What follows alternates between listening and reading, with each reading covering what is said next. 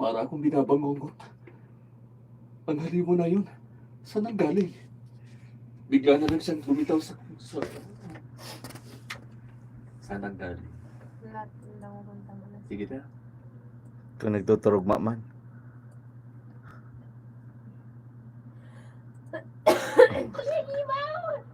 Dapat hindi ko ya pag wake up mo, ano, panaginip ko na yun. Napakasama. Sa labas ng opisina ng doktor. Wag! Wag!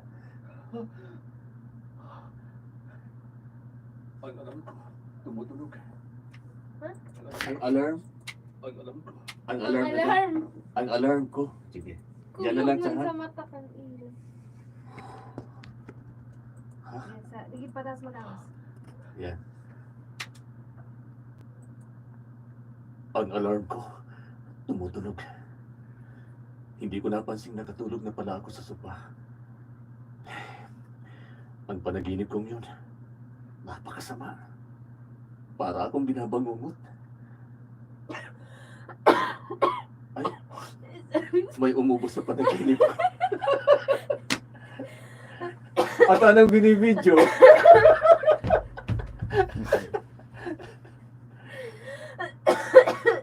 Okay na. May water ka dapat. Ay, Diyos ko. Solmiox daw. Nakakalit ka. Hindi makalimutan ni Ismael ang kanyang napanaginipan. Parang totoo. Nakakikilabot. Nagtungo siya sa kanyang banyo. Naglinis ang katawan. Nagbihis. Hindi siya mapakali. Bakit biglang kumabog ang dibdib niya? Hindi niya mawaglit sa isipan ang dalagita. Ay, sorry po.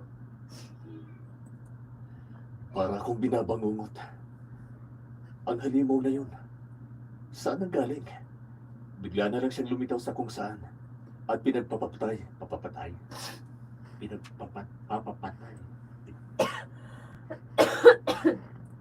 Saan ang galing? Saan ang galing? Bigla na lang siyang lumitaw sa kung saan. At pinagpapapatay ang mga nakakasalubong niya. Malabo ang mga mukha sa panaginip kong yun. Hindi ko naaninag ang kanilang mga mukha. Pero bakit kaya ito ang napanaginipan ko? Nagugulan na talaga ako. Ay, ang mabuti pa, mag-asikaso na ako. Sa haba ng tulog ko, hindi ko napansin oras na para mag-follow up sa trabaho ko. Hindi makalimutan ni Ismael ang kanyang napanaginipan. Parang totoo. Nakakikilabot.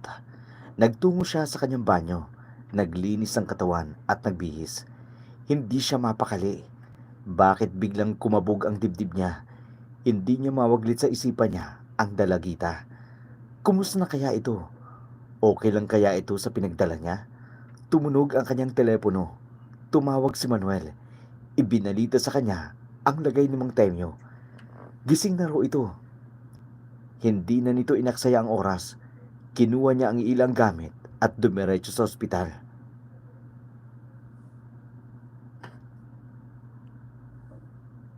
Kapitan, ang bilis yung nakarating. No? Sarge, anong sabi ng doktor? Mali ako, Sarge. Mali ako, Kap. Ulitin ko lang, Kap. Kapitan. Naging kapitan ka lang kang barangay. Baka anong other pa, kapitan talaga? Kapitan. Di pa kapitan talaga. Kapitan talaga na. Tapos ikaw sergeant. Ang bilis yung nakarating. Sarge, anong sabi ng doktor? Kagigising lang ni Mang Temyo. Parang layo nung sabi ng doktor, kagigising lang ni Mang Temyo. Oo nga eh. Sinusunod ko siya ng doktor kung okay na talaga. Anong sabi ng doktor? Lansin na, pagbaba. Sinusunod ko siya ng doktor. Sige. Sinusuri pa siya ng doktor. Pero okay na ang lagay niya.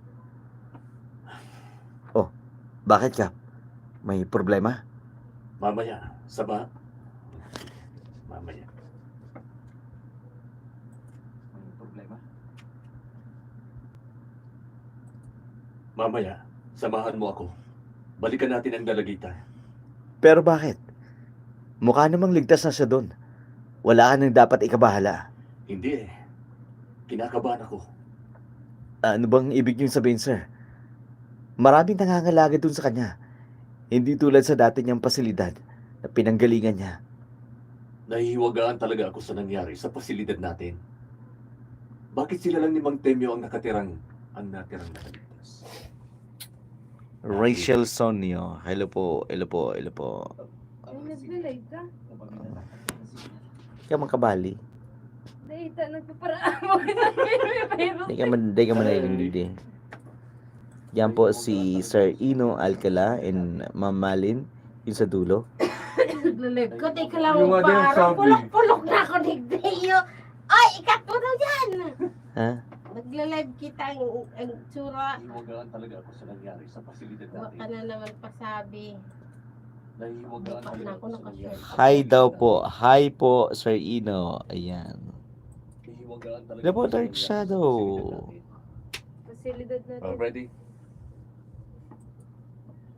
Bakit sila lang ni Mang Temyo ang natirang nakaligtas? At halos lahat ng tao roon ay tiniris lang na parang kuto. Hindi ordinaryong nilalang yun, Kapitan. Sa dami ng volunteer, doktor, nurse, paano naubos ang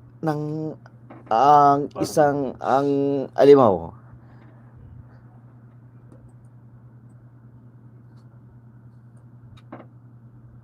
Sa dami ng volunteer na doktor, Sa nurse, dami ng volunteer. Walang ting. doctors, nurse, paano naubos ang isang, hindi nga isa, marami nga sila. Suri. Nurse. Pauno ba? Na parang kuto. Ang nilalang. Dami ng volunteer. Nurse. Paanong mauubos ng isang halimaw ang latang yun? Kaya nga, gusto kong makausap si Mang Temyo. Siya lang ang natatanging pag-asa natin para malaman ang nangyayaring kababalaghan sa lugar na yun. Excuse me, kayo po yung guardian ng pasyente, hindi ba? Oo, kami nga. Maaari niyo na po siya makausap. Pumasok na po kayo. Salamat. Tara na. Sana lang, mabigyang linaw ang lahat ng ito. Si Artemio Dalusong, mahigit 4 na dekada nang naninilbihan bilang janitor sa rescue facility na namasaker. Bago pa siya kinuha bilang trabahante ng lugar na yun, isa raw siyang binatang nagligtas mula sa kabataang naging biktima ng ikalawang digmaang pandaigdig. Naging tapat na volunteer sa Mang Temyo. Hindi naglaon, naging regular na janitor siya doon. Wala siyang pamilya. Ibinuhos niya ang buong buhay niya sa paninilbihan sa facility. Sa pagpasok ng dalawang loob ng ward. Shoutout po mga kaibigan. Shoutout. Ang liit na, hindi ko mabasa. Sorry ha. Kumamit ka na sa lamin. Hello Dark Shadow. Face reveal naman. Di, malapit na. Pag nag 100,000 tayo, magla-live ako. Mag-face reveal na po siya. Pogi po yan. Pag ano Mas po. pogi pa sa akin. Hindi, gwapo yan si Kuya. Mana lang ako dyan. Dalawang loob. Sa pagpasok ng Pag dalawa nag sa 50 loob. years old na po siya, mag-face reveal na siya. Hindi, pag nag 100,000. Pag nag-100,000. Pag may Subscriber. silver button na po. Kaya support, like, share. Ay, hindi pa pwede mag-share. Pwede sa basta sa Comment. basta sa YouTube din. Sa YouTube din daw mag-share. Oh, hello po, hello. Ang liit talaga. Hindi ko kayo mabasa dyan. I-setting mo po ng large. Facility. Sa Facility, sige. Facility. Hindi facility. Facility. Sa pagpasok ng dalawa sa loob ng kanyang ward. Sa ward. Sa pagpasok ng dalawa sa ward, nakita nila agad ang kalunos-lunos na sinapit ni Mang Temyo. Sa kamay ng halimaw na yun, halos madurog ang buong katawan niya. Sa pagkakaipit mula sa pinagtataguan niyang lamesa sa isang silid, Ito raw kasi ang naisip niyang paraan para kahit paano makapag-radyo para kahit paano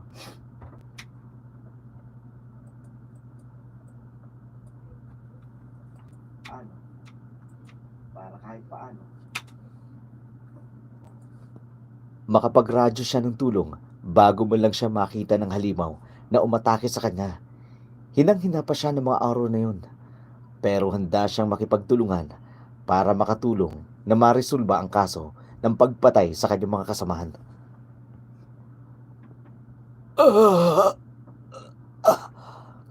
Kapitan, tama ba itong ginagawa natin? Baka kung anong mangyari kay Metemio. Iyon na nga rin ang iniisip ko. Baka lalo pang lumala ang kalagayan niya.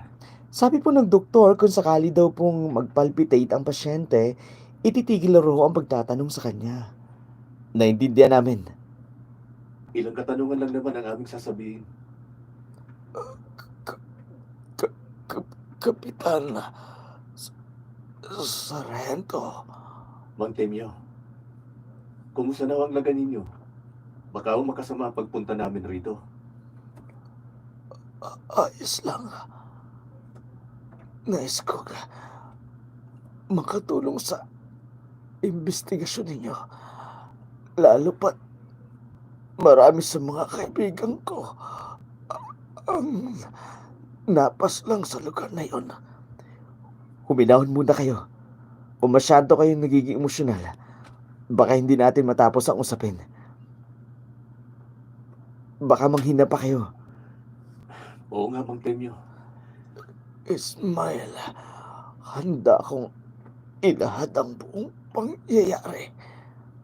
Manuel, ang voice recorder. Ilabas mo dali. Opo, Kapitan.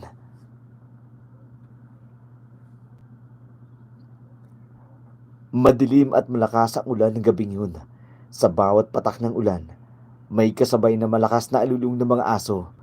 Iba't ibang hayop na tila kinatatakutan. Sa labis na pag-usisa, nagdesisyon ang head nurse ng facility na tawagin si Mang Temyo at ang kanyang grupo upang suriin ang paligid. Kahit malakas ang ulan, sinuong nila ang dilim, dala ang kanilang mga lampara at mga kasangkapan. Habang papalapit sila sa pinagbumulan ng alulong, unti-unti nilang narinig ang mga iyak ng mga hayop na tila nasasaktan. Nagbento na siya. May umuubo po. Hi Dark Shadow, yung boses mo. Yan, shoutout po sa inyo lahat mga kaibigan. Nakakain love kasi ang boses, Sir Dark Shadow. Salamat kung nakakain lang, sana mabusog kayo. Rachel Ronyo, matagal na po sana ngayon na face reveal. Malapit na yan, basta tulungan nyo lang kami. Bumaba nga po kami ngayon eh. Dapat po maka-silver button. Po. Pag 50 Kasi years old na po siya, mag-face reveal siya. off mic si Kapitan. Off Huh? mic. Off mic ako? Off mic ka daw. Hindi Doon po, okay lang yon. Doon sa recorder. Diyan lang sa cellphone niya, off mic. Ay, naka, huwag niyang kausapin yun. Pag kinausap niya, sigurado. Siguradong mahabang usap. Wala pang tanong, nagpapaliwanag lang. Hindi mo na kailangang sabihin siya na magkwento. Magkukwento na yan. Talaga ba? Hindi naman Kagagaling nila magkwento, mga idol. Salamat naman, John Ethan Gina. Yan, salamat. Sobo Orican Israel Narud. Hirap pasahin. Shoutout po sa inyo, guys. Shoutout. Parang iba ni. Ha? Parang iba. Bakit?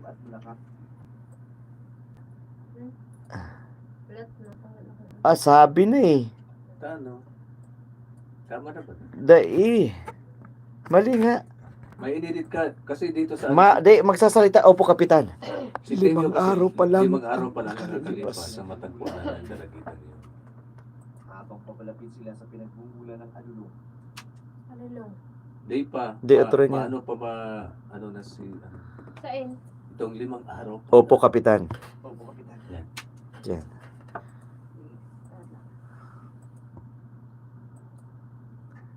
5 araw pa lang ang nakalilipas nang matagpuan namin ang dalagita na yon. Madilim at malakas ang ulan ng gabing yon. Sa bawat pagpatak ng ulan, may kasabay na malalakas na alulong ng mga aso at iba't ibang hayop na tila nakatatakot. Sa labis na pag-usisa, nagdesisyon yung head nurse ng facility na tawagin si Mang Tonyo at tawagin ako.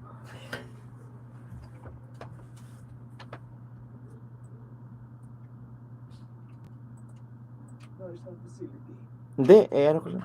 Inarit mo. Inarit ko na lang. Dalagitang yun. Sa labis na pag-usisa. Hindi, ito. Iba't ibang hayop na sabay na malalakas na ano. Bawat pagpatak ng ulan.